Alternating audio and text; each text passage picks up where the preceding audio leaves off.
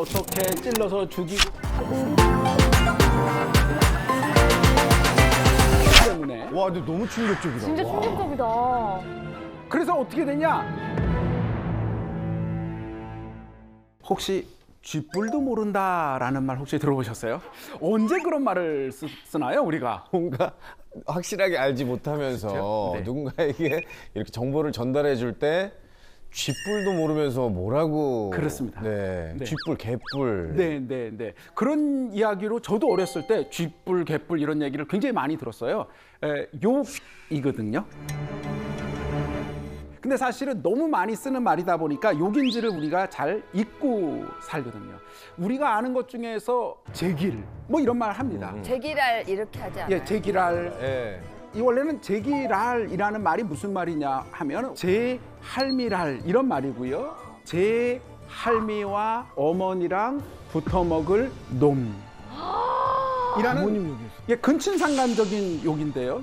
와 진짜 나쁜 말이다. 정말 나쁜 말이죠. 지금 우리가 너무 쉽게 막 얘기하지 않습니까? 쥐뿔, 개뿔도 정말 욕인데 방금 말씀하신 것처럼 전혀 본질과 다르게 우리가 사용하고 있습니다. 그래서 제가 이 쥐뿔이란 말이 제일 중요하게 나왔던 거를 논문을 만들어서 발표를 한번 해봤거든요. 쥐뿔에 대해서요? 네, 쥐뿔에 대해서 쫙 전국 학술대에서 쭉 얘기를 딱 끝내고 나서 모 대학의 교수님이 저한테 그러셨어요. 이렇게 공식적인 자리에서 이렇게 욕을 많이 한 사람은 전 세계에서 너밖에 없을 것 같아. 뭐 이렇게 말씀하셨습니다. 자, 쥐변신설화라는 이야기가 있습니다.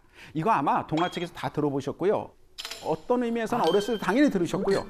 그거 아니에요? 아시겠죠. 황태성 씨 아시겠죠. 예. 들어보셨죠. 손발톱 이야기 아니에요? 그렇습니다. 바로 그거예요. 재밌을 것 같은데.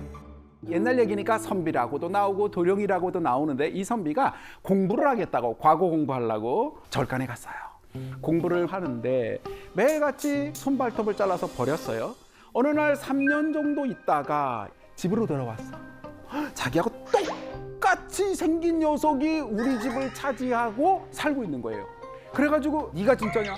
내가 진짜냐? 계속 싸우는 거예요. 자, 부인뿐만 아니라 이 선비의 엄마, 아버지까지 다 해서 누가 진짜냐, 가짜냐 막 싸우다가 결론적으로는 진짜가 가짜 판정을 받고 쫓겨나요. 아니, 왜 진 거야, 걔는? 방법이 여러 개가 있을 텐데. 그러게, 예. 아유. 지기도 쉽지 않은데. 이런 거예요. 너 어디 여기 점 있니? 해서 옷도 벗어보고 그러다가 뭐 어떤 질문이 나오냐면 야, 우리 집에 젓가락이 몇 개야? 숟가락이 몇 개야? 그거 몰라야지 정답 아닙니까? 그러게요. 그런데 젓가락과 숟가락 숫자를 알고 있는 가짜가 얘기를 하니까 어머, 네가 진짜구나 라고 해서 이 진짜를 쫓아내는 거죠. 현실이었으면은 못 맞춰야지. 그렇죠. 아, 내 남편 했을 텐데. 그렇지. 요즘 심리학자가 왔으면은 이거는 그때 김경일 교수님이 계셨어야 돼요. 이거는 무슨 심리예요? 그걸 다 맞추고 있다는 건 강박장애가 있다는 뜻이죠. 말도 안 되는 얘기죠. 맞습니다. 굉장히 많네. 왜 그때 안 태어나셨어요? 쥐가 손톱 먹고 있을 때 뭐 하셨습니까?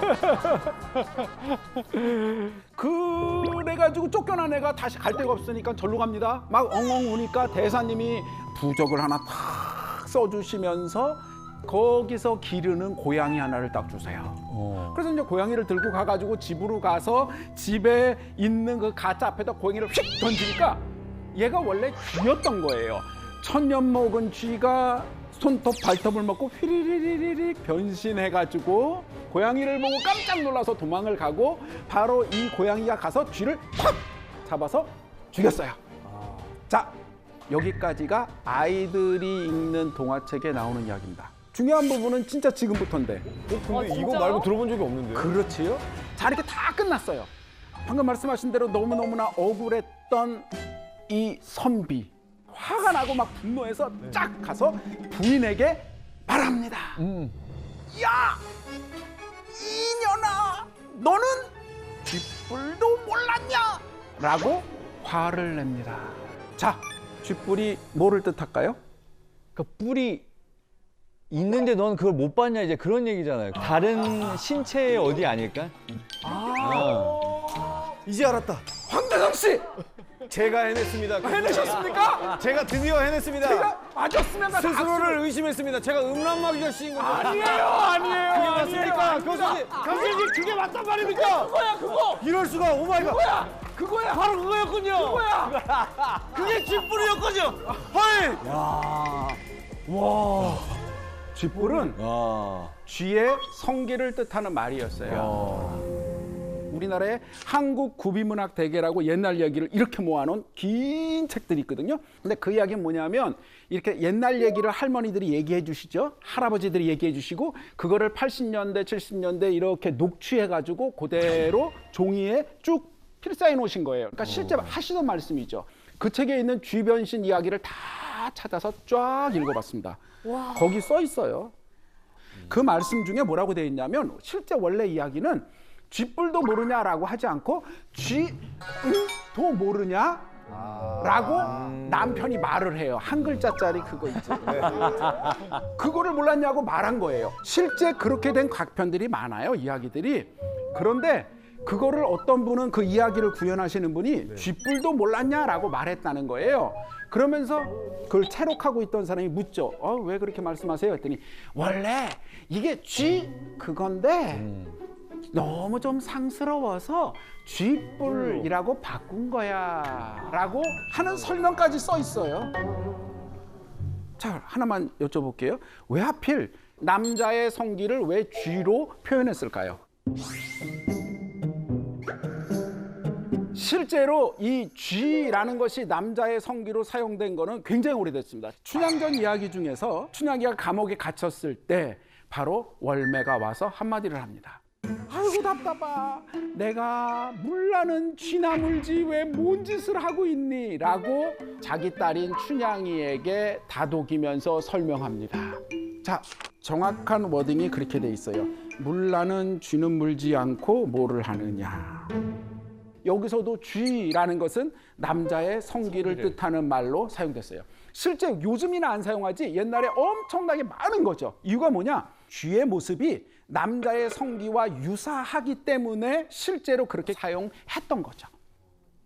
자, 이 선비가 바깥에 갔다 고생했던 이 사람이 쥐뿔도 모르냐라고 성질을 내는 건 이해할 수 있어요. 그런데 이 시어머니가 나타나서 이 아들 대신 말하는 경우가 있어요. 자, 이제 이 여자가 돼봅시다. 너무 억울했어요, 저는. 왜 억울했냐? 자, 전 어떤 거냐? 결혼했어요. 남편이 공부한대요. 떠났어요. 공부했겠죠. 근데 어느 날 남편이 돌아왔어요. 같이 지냈어요. 똑같이 생긴 남편이 왔어요.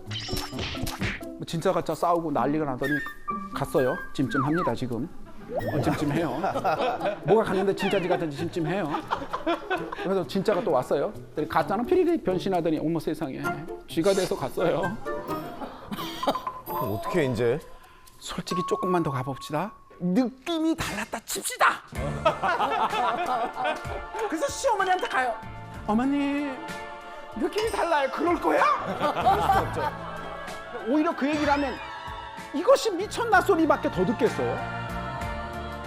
우와, 이 여인의 원통함과 억울함을 생각하면 진짜 자다가 밤잠이 안 올 정도 너무 억울한 거예요.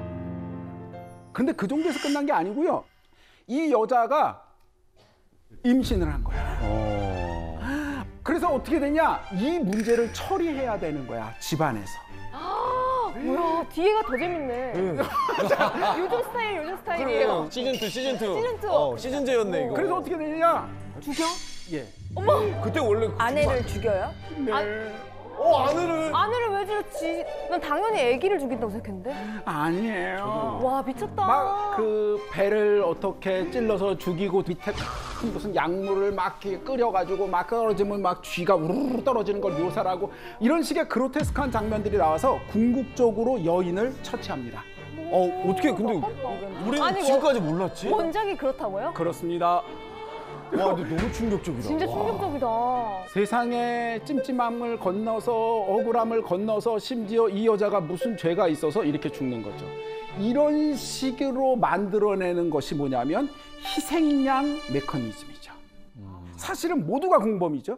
모두가 다 속았죠. 아니 조금밖에 안 산 부인보다는 엄마 아버지가 더 오랫동안 자식을 같이 있었음에도 불구하고 자기들도 몰랐지만 모두가 너무너무 불편한 상황에서 그 문제를 벗어나기 위한 제일 좋은 방법은 뭐냐면 자기들의 불안을 다른 사람에게 투사해서 그 문제를 뒤집어 씌워서 처치하는 이 방법이 잔인하면 잔인할수록 그것이 너무나 극렬하면 극렬할수록 자신이 그 죄로부터 자기들은 벗어나기 때문에 어머나. 이 이야기가 점점점 강해지게 된 거죠. 그게 인간의 본성이란 말씀이세요? 그렇습니다. 이거에 대해서 우리 심리학자이신 김경일 교수님 역사적으로 희생양을 정말 만들어낸 일은 정말 많지 않았습니까? 그럼요. 높은 신분이나 아니면 강한 사람들일수록 인정을 하지 않으려고 하는데 되게 많이 하는 말 있죠. 내 그럴 줄 알았다고. 이게 심리학에서 얘기하는 그 유명한 사후학증 편향입니다.